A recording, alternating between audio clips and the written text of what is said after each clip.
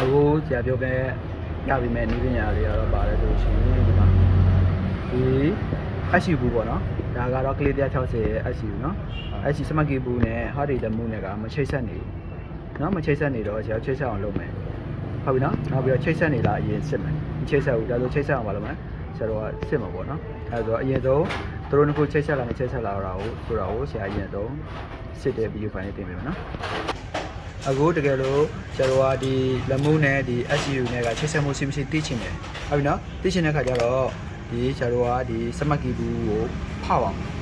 ကလစ်160ကိုဖောက်အောင် PCA ဆိုဖောက်ကြမလို့ PCA ကျတော့ဆွဲချုပ်လိုက်လို့ရတယ်ဒီကလစ်ပိန်းကြီးကျတော့သူဖောက်ခိုင်းဖောက်အောင်နော်ဖောက်ပြီးဘယ်နေရာကိုဖောက်မယ်ဆိုတော့ဒီမှာကျတော့ Omodo software လို့ဆိုတာနော်ဒီမှာ Omodo software ဒီမှာ Omodo software လို့ဆရာတို့ဝင်မယ် Omodo software တွေဝင်ပြီးသွားရင်ဘယ်တဲ့ကိုဆရာတို့ဝင်မလဲဆိုလို့ရှိရင်မှန်ဘူးတွေဝင်မယ်မှန်ဘူးတွေဝင်ပြီးကိုယ့်နိုင်ငံမြန်မာသူမြန်မာနှိပ်မယ်နော်နှိပ်ပြီးသွားလို့ရှိရင်ဆရာတို့က Honda တွေဝင်မယ် Honda တွေဝင်ပြီးကလစ်တွေဝင်မယ်သူကလစ်ပဲပြောနော်အဲ့ဒီမှာမှသူက model အမြင့်ဆုံးဆိုတော့2023 24အဲ့ဒီကေကိုဆရာဝင်မယ်ဝင်ပြီးသွားရင်ဆရာတို့ကဗာလဲ program smart key ဆိုတော့ smart key တွေဝင်မယ်ဟုတ်ပြီနော်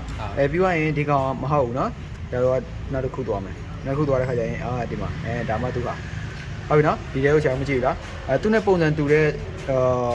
ဟိုတာကိုဆရာတို့ကဗာလဲ smart key ဘူးပေါ့နော်ဟိုတာကကြမတူဘူးလေဟောတူတဲ့ဟာကိုယူပေါ့ဒါဆိုဒီကောင်ဆိုတော့သူကဘယ်နေရာကိုပေါက်ခိုင်းတာလဲဘယ်နေရာပေါက်ခိုင်းလဲဒီနေရာလေးကိုနော်ဒီမှာအပေါ်ကျ 1.5 cm တဲ့အောက်ကျတော့ 0.5 cm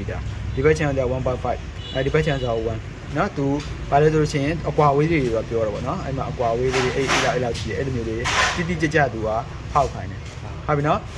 သူကပြောဒီလိုအရှည်ကျ 1.5 ရှိမှာပေါ့ကွာဒီကနေဒီရတော့10 cm ဒီအောက်ကနေဒီချီကို10 cm ဟိုကဘာလဲမလဲချိန်လိုက်မှာပေါ့နော်ဒီကနေဒီတောက်ကနေပြီးတော့ဒီချီကိုသူက 0.5 cm ဟုတ်ပြီနော်ချိန်ပြီးသွားရင်ကျတော့ကျန်တာတော့ 1.5 အဲ့လိုနှီးလိုက်ပေါ့ဟုတ်ပြီနော်အဲ့လိုနှီးပြီးတော့ဖောက်လာမယ်ဖောက်လိုက်ခါကျတော့ကျွန်တော်ဒီပုံစံမျိုးလေးရလာမယ်ဟုတ်ပြီနော်ဒီပုံစံမျိုးလေးရလာပြီးသွားရင်ဟုတ်ပြီနော်ပြီးသွားရင်ဘယ်ပောက်သွားတဲ့ခါကျတော့ကျွန်တော်ဘယ်နေရာကိုသွားပြီးတော့ခဲဆော်ရမလဲဆိုရင်ဟောဒီမှာနှစ်ခုရှိတယ်ဒီမှာနှစ်ခုရှိတယ်ဒီကောင်နဲ့ဒီကောင်နော်ဒီမှာနော်ဒီကောင်ရဲ့ဘေးနာလေးမှာနှစ်ခုရှိတယ်နော်အဲ့နှစ်ခုကိုကျွန်တော်ဘာလဲခဲဆော်အောင်နော်ခဲဆော်ရမယ်ဆိုတော့ဒီမှာရှာအရင်ဆုံးခဲသူ့ရဲ့ original ခဲကိုရှာစီခဲတစ်လုံးနဲ့ဆက်ပါတော့လေခဲကျွေးလိုက်နော်ခဲရင်ကျွေးလိုက်မယ်ကျွေးပြီးသွားရင်သူကဒီ SC ဘူးကဘယ်နှပင်လဲဆရာတို့ကြည့်မယ်သူ့ရဲ့ SC ဘူးရဲ့ပင်ကဘယ်နှပင်လဲပေါ့ဘယ်နှပင်လဲဆိုတော့20နဲ့တပင်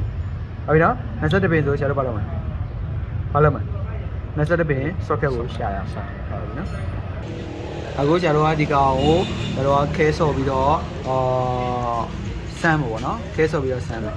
သူ့ရဲ့ကုတ်ပေါ့နော်ကုတ်ကျတော့ဆမ်းမယ်ဆိုတော့ဒီလိုနှစ်ခုချိတ်ဆက်မှုရှိမရှိဒါဆိုရင်ကျတော့ smart key တိုင်းသူတို့နှစ်ခုကိုခဲဆော်ပြီးလုပ်ရမှာဆိုတော့ဘာလုပ်မလဲ smart 2 set တစ်လုံးလုပ်မယ်ဒီပါရင်သူက20ပင်ဆိုတော့20ပင် socket တစ်ခုလုပ်မယ်ဒီပါရင်ဒီ set ကို power ကျွေးဖို့အတွက်ဒီကောင်တစ်ခုလုပ်နော်ကလေးတစ်ခုပါပြီးသွားလို့ရှိရင်ကျတော့ဒီ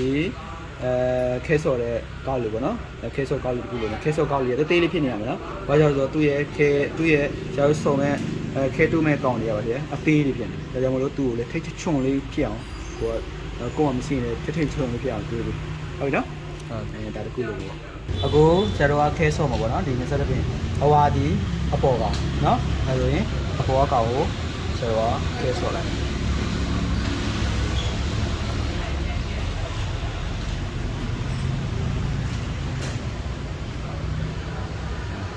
အခါလေးဆော်ပြီနော်ပြီးတော့လို့ရှိရင်အမဲဒီအောက်ကောင်နော်ဒီကောင်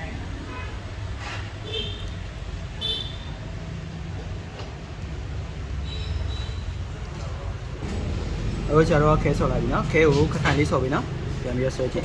ခိုင်နော်ခဲခိုင်တယ်ဟောပြီးဒါဆိုရင်ဒီကောင်ကိုကျတော့စမကီ socket မှာကြွားရလားဆွဲနိုင်မယ်ပြီးတော့လို့ရှိရင်ဒီကောင်ကိုဒီကောင်လေးကိုဆိုတော့ထည့်မယ်နော်ထည့်မယ်ထည့်ပြီးတော့လို့ရှိရင်ကျတော့မထားလိုက်နော်ထားပြီးရင်ကျတော့ဘာလုပ်မလဲစက်ကိုပါဝါကျွေးမယ်အခုကျတော့စက်ကိုပါဝါကျွေးလိုက်ပြီပါဝါကျွေးပြီးရင်ကျတော့စမကီလိုင်းဖြစ်ကြမို့စမကီတဲ့မဝင်လားဒီမှာစမကီတဲ့ဝင်မယ်သူက Honda ဖြစ်ကြ Honda လည်းမဝင်လားHonda နှိပ်မယ် ပြောရရင်သူက20ပင်ဖြစ်တော့ဆရာတို့20ပင်နဲ့တော့မယ်20ပင်နော်20ပင်နဲ့အန်တာနိုင်မယ်ပြောရလို့ရှိရင်သူကအခုဆရာတို့ကဘာလို့ဆိုလို့ရှိရင်ဒီတော့နှစ်ခုကဆက်သွယ်မှုရှိမရှိစစ်မှာပေါ့နော်ဆက်သွယ်မှုရှိမရှိစစ်မယ်ဆိုတော့ menu ရယ် menu ပြပြန်ကောင်းမယ်နော်ပြောရသူပြောတာကဟို carry ပါလေပေါ့နော်အဲ့မှာနော် remove writing point of the reading cable then သူက carry ပါမလွတ်စင်နေပေါ့နော်အဲ့လိုမျိုးပြောတာပြောရလို့ရှိရင်ဆရာတို့ check FOB နဲ့ SEU ကိုဆရာတို့ဘာလုပ်မလဲစစ်မယ်နော်စစ်မယ် FOB နဲ့ SEU ကဒီ SEU နဲ့ဒီ remove က FOB က FOB လို့ခေါ်တော့နော် remove ကချိတ်ဆက်မှုရှိမရှိပေါ့အဲ့ဒါလေးပါလို့မယ်ကျွန်တော်ကစစ်စစ်ပြီးဒါပြင်အန်တာနေနော် on the FOB ရဲ့ FOB မှာကျွန်တော် press key ပေါ်တော့ဘာလို့မလဲနီးတာပြီးမီးစိမ်းတာပြီးရမီးစိမ်းတာပြီးရနော်red to green မီးစိမ်းတာပြီးနော်မီးစိမ်းတာပြီးဟုတ်ပြီဒါဆို open နေမယ် open နေလားနော်no registration နဲ့သူက between FOB နဲ့ SEU ပါ no တဲ့ဗါလဲရှိလားဆက်သွယ်မှုရှိတာတော့မရှိဒါဆိုရင်ဆရာတို့ကဆက်သွယ်မှုရှိအောင်ဒီကောင်ကိုဆရာတို့ကကောက်ရိုက်ကြည့်ကြည့်မယ်နော်ရမယ်ဆန်းကြည့်မယ်ဒါကတော့ဟို FOB နဲ့ SEU နဲ့ဟိုချိတ်ဆက်မှုရှိမရှိစစ်စစ်ဟိုရှိလားမရှိဘူးเนาะအဲ့ဒါတော့စစ်စစ်ကြည့်